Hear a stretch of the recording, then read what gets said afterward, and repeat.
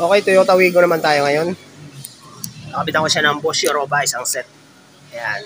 Okay. So, check muna natin yung ano niya. Stock na busina.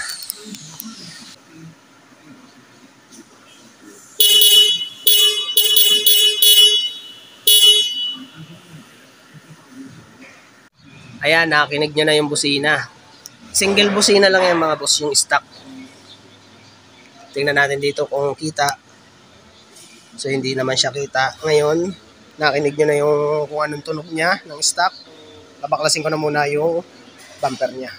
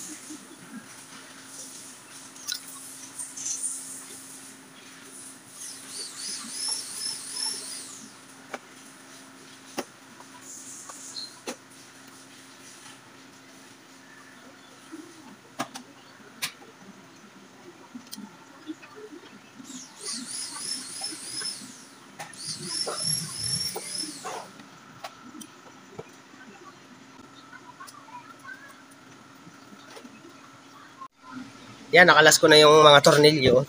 Dito muna tayo sa ibabaw. Dito sa ibabaw, mga clip lang yan. Ganyan. Mga sinisikwat lang yan.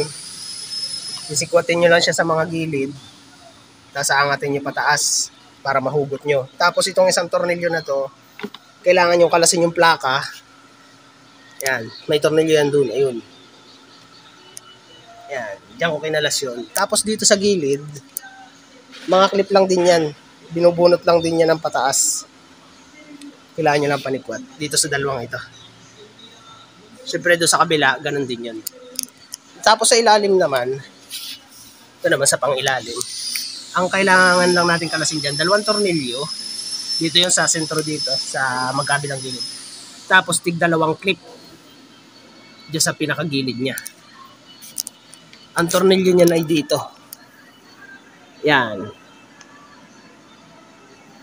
Yan ang tornilyo niya. Pati doon sa kabila. Tapos yung clip niya dito. Ito. Yan. Magkabilang dulo yan pati dito. Doon sa kabilang dulo, ganun din. Doon sa tapaludo yan nakalagay. Tapos yan yung tornilyo. Tapos doon sa kabila, yun. Yun. Tatanggalin nyo yun, dalawang tornilyo lang. Yan. Bali, 6 lang yan. Dalawang tornilyo, 4 na clip. Okay? So yun, babaklasin ko na itong pinakang bumper. Babaklasin ko yung isang buo. Okay, pahabol pa pala. Meron pa pala dito ang tornilyo. Yan. Kailangan nyo kalasin yan. Diba? Bali, 3 pala ang tornilyo yan. 1, 2, 3. Okay. Bago ko kalasin yung bumper, tatanggalin ko muna itong dalawang tornilyo na to. Okay.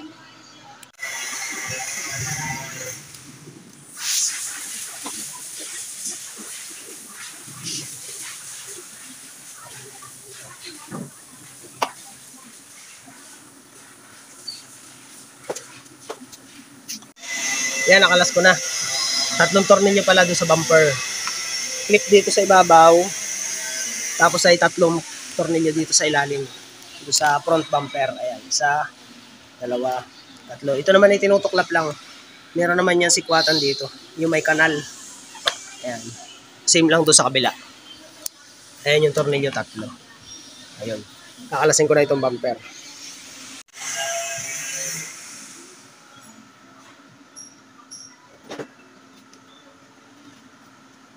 Yan, pag nakalas nyo na yung mga tornilyo na yon, yung tatlo na yan, isa, dalawa, tatlo, tapos dito sa ibabaw, lahat. Pag nakalas nyo na lahat yun, napakadali ng kalasin ng bumper. Basic na yan. Yan, mga clip lang yan dito. Tapos ay dito. Tapos ang ano niya, ang busina niyang stock. Yan lang. Ito lang ang busina niyang stock. Tapos, dito na ako gagawa ng bracket para doon sa bushing ko pa. Papakita ko lang sa inyo kung paano ikabit yun. Okay? Okay, ganito ang ginawa ko. First move muna tayo. May makikita kayo ditong butas. Yan, dalawa. Ito kasi medyo lubog. Pero dito ako nagpalaki ng butas para magkasya itong rivet nut gun natin na to. Ito yung parang rivets na pagka pinrest natin, naglalak siya. Ito ay pang 12 na tornilyo. Yan, dito ko yan ilalagay. Yan. Diyan ko na nilagay yun. Para yan na yung pagkakapitan ko ng bracket. Gagawa ko ng bracket yan eh. Ganito ang style niyan. Papakita ko sa inyo mamaya. Yan. Yan. Okay. Ganyan yung itsura niyan. Magkatabi yan dito. Ayun. Pipinturahan ko muna to ng primer. Tapos ay ilalako na ito dito. Tapos saka na ako gagawa ng bracket na flat bar.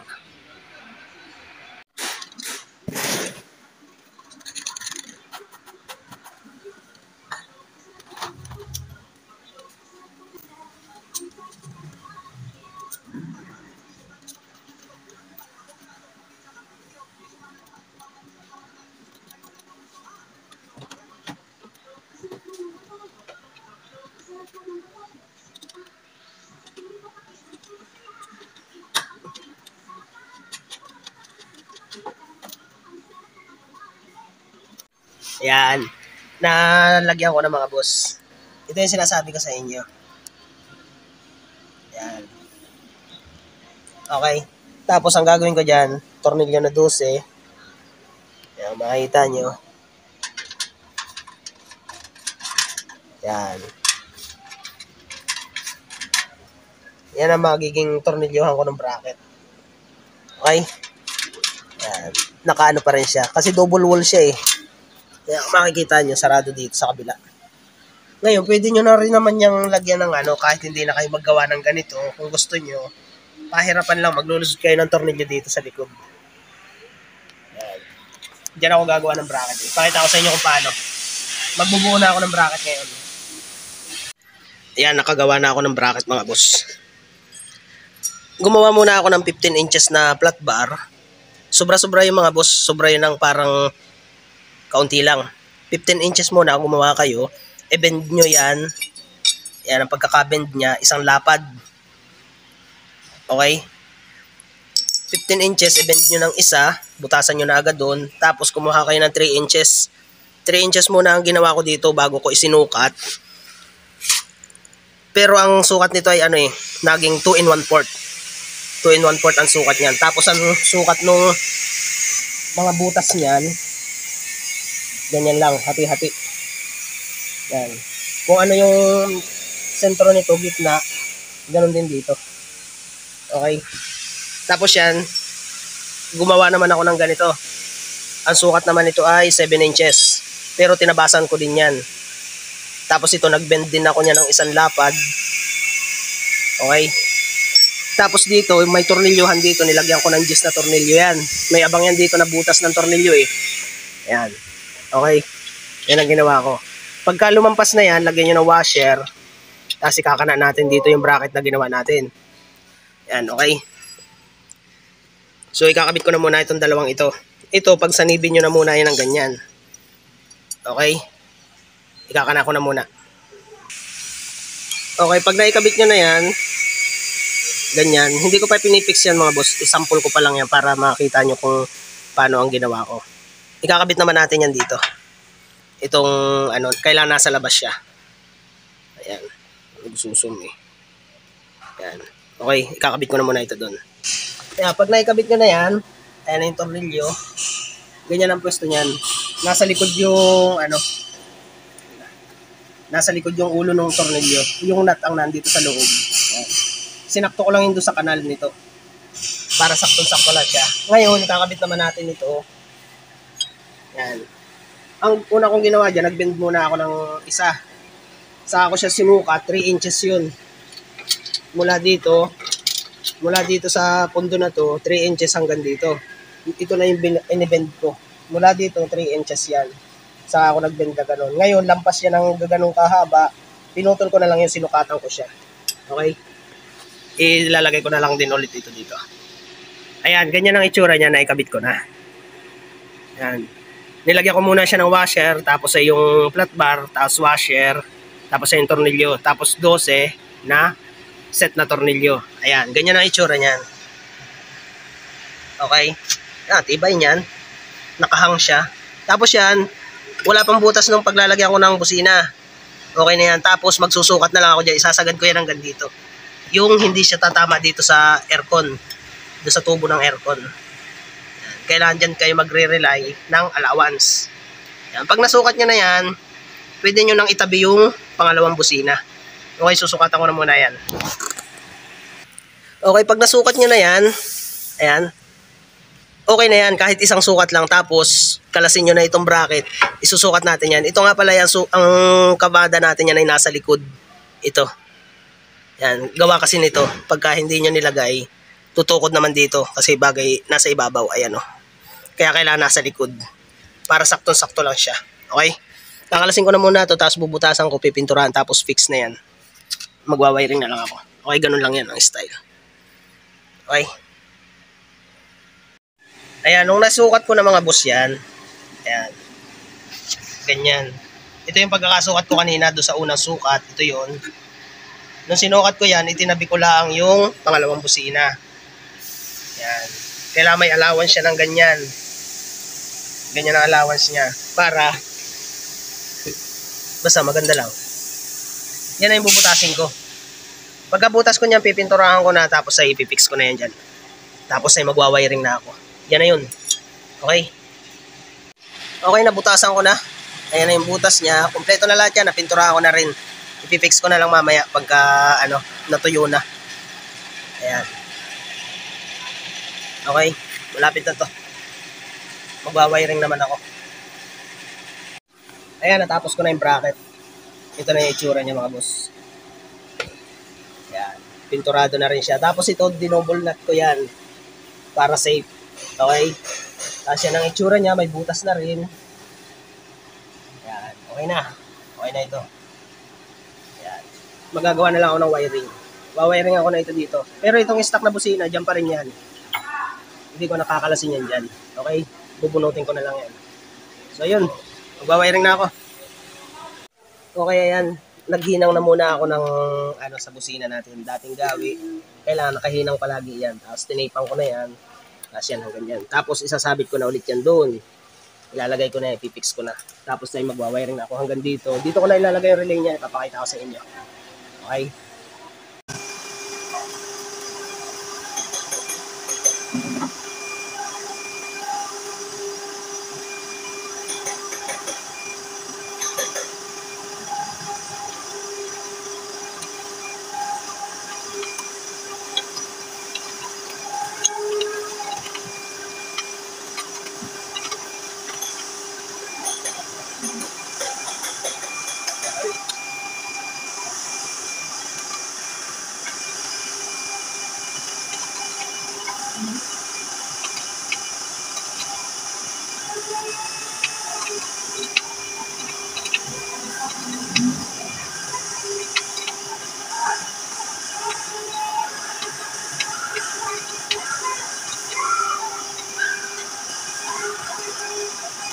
Okay, ganito naman ang ginawa ko. Pinutol ko na yung wire. Ayan. Pero itong kabaka kong wire, ayan yung putol. Hininangan ko. Ito na yung gagamitin ko naman para dito sa connection dito sa socket. Dito sa original. Ayan. Ipapalag ko yan dyan. Inihinang ko lang yan, pinalapad ko. Tapos ay yun yung isusukso ko sa kanya. Tapos dito, nilagyan ko siya ng terminal na bilog. Bago ko siya putulin, nilagyan ko muna siya ng terminal na bilog. Dito ko kasi yan nilalagay yung ground. Ayan, dyan. Diyan sa may tornilyuhan na yan. Okay? Tapos yan, nilagyan ko lang label. Ayan yung negative. Yan, babalutan ko na yan mamaya. Tapos ito, babalutan ko na rin yan para iabang dito. Yan, ganyan lang. Okay? Tapos yun, puputulin ko na ulit yan. Okay? Magwawiring na muna ako ulit. Okay, ganito naman ang ginawa ko. Iniabang ko na dito yung socket ng para sa 86. Yan. Ito yung isusuksok ko dito sa socket ng original ng busina. Tapos dito, ayan na yan. Ito yung sa busina na Boss Europa. Ito yung negative at ito yung positive. Tapos ito na yung gagamitin ko sa source 86. Ito na nga yun. Ayan, puputulin ko na lang ito. Tapos ay, kaya ganyan lang kahaba. Yan, dito ko na ilalagay yung relay niyan para madali ang access. Tapos yung positive, narekta sa battery, siguro ay iikot ko na lang dito para mas maganda. Yan, diyan ko na lang ikakamada yon kaysa dito sa bungad. Okay? Yan, ikakamada ko na muna ito. Ikakabit ko na muna yung relay.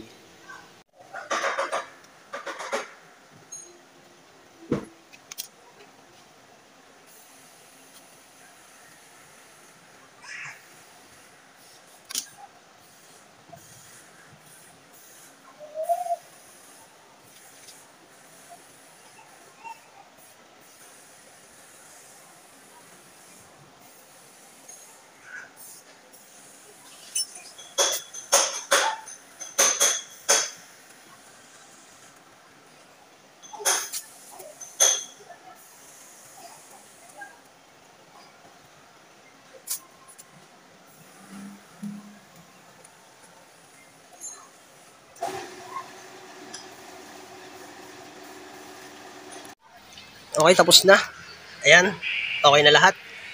So ito, isasaksak ko na lang ito dito sa original. Titestingin ko na lang ito. Tapos, ito yung relay. Dito ko na nilagay. Madali ang access.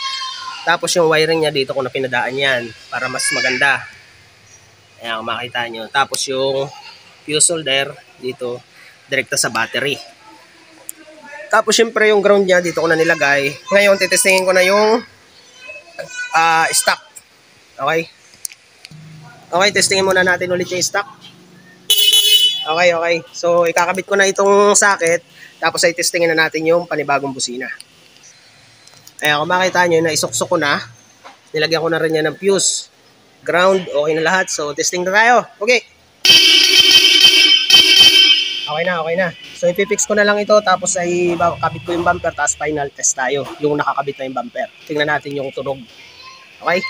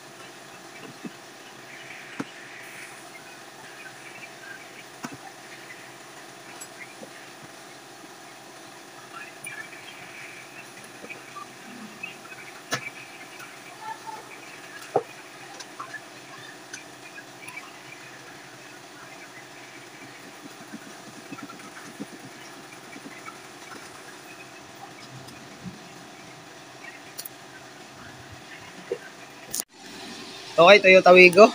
Kinabitan namin siya ng Boss Europa. Isang set. Okay, ito yun. Ayan yung itsura niya. Okay? So yun, titisingin naman natin. Sige, Pugi. Okay, okay. Ayos na. Okay na. So yun, tawig ko. Okay, thank you.